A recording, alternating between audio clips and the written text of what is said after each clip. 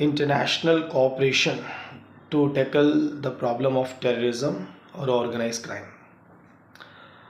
भारत सरकार ने कई सारे अंतर्राष्ट्रीय समझौते साइन करे हैं पिछले कुछ सालों में भी आतंकवाद की समस्या को रोकने के लिए, जैसे कि MLAT mutual legal assistance treaty, JWG joint working groups, या इसके अलावा UN के कुछ कन्वेंशंस या UN के कुछ institutions, UNODC United Nations office on drugs and crime. तो बहुत अग्रीमेंट्स हैं, बहुत इंस्टीट्यूशंस हैं। बट अगर हम देखें अपने पिछले कुछ 1 से 2 सालों को, तो हम कई मुद्दों पे भारत सरकार के तौर पे समझें तो आतंकवाद की जो समस्या है अंतर्राष्ट्रीय मंच पे हम इसको सही से टैकल करने में पूरी तरीके से सफल हुए नहीं हैं।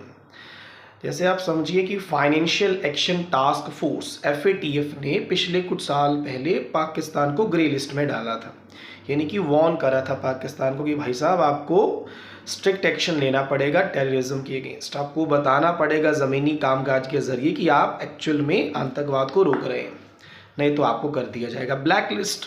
और अगर पाकिस्तान ब्लैक लिस्ट हो जाता तो पाकिस्तान को कोई भी इंस्टीट्यूशन, चाहे वो IMF हो, वर्ल्ड बैंक हो या कोई और हो, या इवन कोई कंट्री हो या चाइना हो, तो उसको डायरेक्टली तो एड नहीं करा जा सकता था। तो पाकिस्तान के जो हालात हैं, जो लक्षण हैं, वो हमने देखे हैं, खराब ही हैं। पाकिस्तान ने तो कोई ऐसा काम करके दिखाया नहीं कि भाई वो आतंकवाद को ख़त्म कर रहा है। पाकिस्तान और ISI का तो सपोर्ट हम देखते हैं जिहादी आतंकवाद में।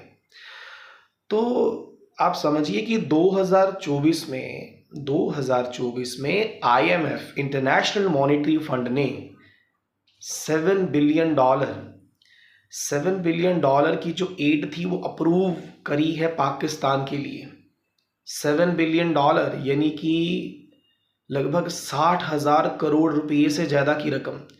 और अब जब ये ऑपरेशन सिंदूर चल रहा था तो उसके 2 या 3 दिन, ऑपरेशन सिंदूर को चलते हुए 2 या 3 दिन हो चुके थे, उस बीच $7 बिलियन की जो रकम IMF को पाकिस्तान को देनी थी वो $1 बिलियन अलॉट कर भी चुके हैं। हालांकि इंटरनेशनल मॉनेटरी फंड कब एड करता है आप अगर जानते हो तो जब देश में BOP क्राइसिस, इकोनॉमिक क्राइसिस हो जाता है। तो अब IMF का तो कहना है कि नहीं जी, हमने पाकिस्तान को क्यों ये अमाउंट सेंक्शन करी है, क्योंकि हम तो चाहते हैं कि पाकिस्तानी जो इकोनॉमी है वो लिबरलाइज हो, टैक्स